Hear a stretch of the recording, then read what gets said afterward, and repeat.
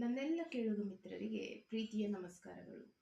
ಮಿತ್ರರೇ, ಗಣಪ ಈ ಪಾಠದ ಮುಖಾಂತರ ನಮಗೆ ವ್ಯಕ್ತಿತ್ವ ವಿಕಸನದ ಇನ್ನೊಂದು ಅತ್ಯಂತ ಪ್ರಮುಖವಾದ ಲಕ್ಷಣ ವ್ಯಕ್ತಿಯಲ್ಲಿ ಏನಿರಬೇಕು ಎಂಬುದನ್ನ ತಿಳಿಸುತ್ತಿದ್ದಾರೆ. ಹೌದು, ಆತನ ವಾಹನ ಮೂಷಿಕ ವಾಹನ ಅಂದರೆ ಇಲಿ. ಮತ್ತು ಇದರಿಂದ ನಮಗೆ ಗಣಪ ಹೇಳುತ್ತಾರೆ ಆತ್ಮವಿಶ್ವಾಸ ಅತಿ ಮುಖ್ಯ ಎಂದು. ಹೇಗೆ ಎಂದಿರಾ? ವಿಚಾರಿಸಿ ನೋಡಿ. ವಾಹನವಾದಂತಹ ಇಲಿಯ ಗಾತ್ರ ಅತಿ ಸಣ್ಣದು ಗಣಪನ ಗಾತ್ರಕ್ಕೆ ಹೋಲಿಸಿದರೆ. ಆದರೆ ಗಣಪನನ್ನ ಹೊತ್ತು ಅದು ಸಾಗಬಲ್ಲದು ಅತಿ ಸುಲಭವಾಗಿ. ಇದು ಹೇಗೆ ಸಾಧ್ಯವಾಯಿತು ಎಂದರೆ, ಗಣಪ ಮಾಡಿದ್ದು ಆತ್ಮವಿಶ್ವಾಸವನ್ನ ಇಲಿಯಲ್ಲಿ ತುಂಬಿದ. ಅಸಾಧ್ಯವಾದದ್ದು ಏನೂ ಇಲ್ಲ, ನಿನ್ನಲ್ಲಿ ಬೇಕಿರುವುದು ಆತ್ಮವಿಶ್ವಾಸ ಎಂದು. ಆ ಆತ್ಮವಿಶ್ವಾಸವನ್ನ ತುಂಬಿದಾಗ ಇಲಿ ಹೊರಲು ಸಾಧ್ಯವಾಯಿತು. ಇದು ಬಹು ಸತ್ಯ. ಆತ್ಮವಿಶ್ವಾಸ ಎಷ್ಟು ಪ್ರಮುಖವೆಂದರೆ ದೇಹದಲ್ಲಿ ಉಸಿರಿರುವಂತೆ. ಹೌದು, ಯಾವ ದೇಹದಲ್ಲಿ ಉಸಿರಿರುತ್ತದೆಯೋ ಅದು ಜೀವಿ ಮತ್ತು ಜೀವವಾಗಿರಬಲ್ಲದು. ಇಲ್ಲದಿದ್ದರೆ ಎಲ್ಲವೂ ವ್ಯರ್ಥ, ಅಲ್ಲವೇ ಮಿತ್ರರೇ? ಅದು ಬಲು ಸತ್ಯ. ನನಗೆ ಒಂದು ಕಥೆಯ ನೆನಪಾಗುತ್ತದೆ ಇದನ್ನ ಹೇಳಬೇಕಾದರೆ. ಅದೇನೆಂದರೆ, ಒಬ್ಬ ಮನುಷ್ಯ ಇರುತ್ತಾನೆ.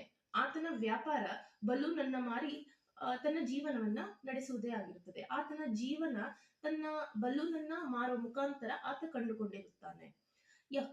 ಯಾವಾಗ ವ್ಯಾಪಾರ ಕಡಿಮೆಯಾಯಿತು ಎಂದು ಎನಿಸುತ್ತಿತ್ತೋ ಆತ ಒಂದೊಂದೇ ಬಲೂನನ್ನ ಊದಿ ಗಾಳಿಯಲ್ಲಿ ಬಿಡುತ್ತಿದ್ದ. ಇದನ್ನ ನೋಡಿದಂತಹ ಮಕ್ಕಳು ಬಂದು ಅದನ್ನ ಖರೀದಿಸುತ್ತಿದ್ದರು. ಆಗ ಹೀಗೆ ಒಮ್ಮೆ ಬಲೂನನ್ನ ಬಿಡುವಾಗ ಒಂದು ಹುಡುಗ ಬಂದು ಆತನನ್ನ ಮುಟ್ಟುತ್ತಾನೆ. ಈತ ನೋಡಿದಾಗ ಏನು ಮಗು ಎಂದು ಕೇಳುತ್ತಾನೆ.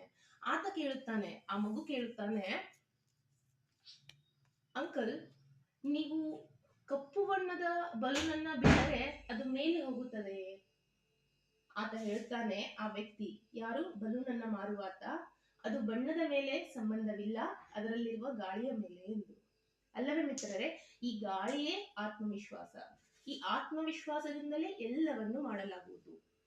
ಮತ್ತು ಆತ್ಮವಿಶ್ವಾಸ ಯಾರಲ್ಲಿ ಇಲ್ಲವೋ ಅವರು ಏನನ್ನೂ ಮಾಡಲಾರರು, ಮಾಡುವುದನ್ನೂ ಮಾಡಲಾಗದು. ಅಲ್ಲವೇ ಮಿತ್ರರೇ? ಇದು ಬಲು ಸತ್ಯ. ಯಾರು ಸಾಧಕರಾಗಿ ಹೊರಹೊಮ್ಮಿದ್ದಾರೋ ಅವರೆಲ್ಲರೂ ಆತ್ಮವಿಶ್ವಾಸದಿಂದಲೇ ಇದ್ದಂಥವರು ಮತ್ತು ಆತ್ಮವಿಶ್ವಾಸದಿಂದಲೇ ಅಸಾಧ್ಯವಾದದ್ದನ್ನ ಮಾಡಲಾಯಿತು. ಅದನ್ನೇ ಅಲ್ಲವೇ ನಾವು ಸಾಧನೆ ಎನ್ನುವುದು. ಧನ್ಯವಾದಗಳು ಮಿತ್ರರೇ.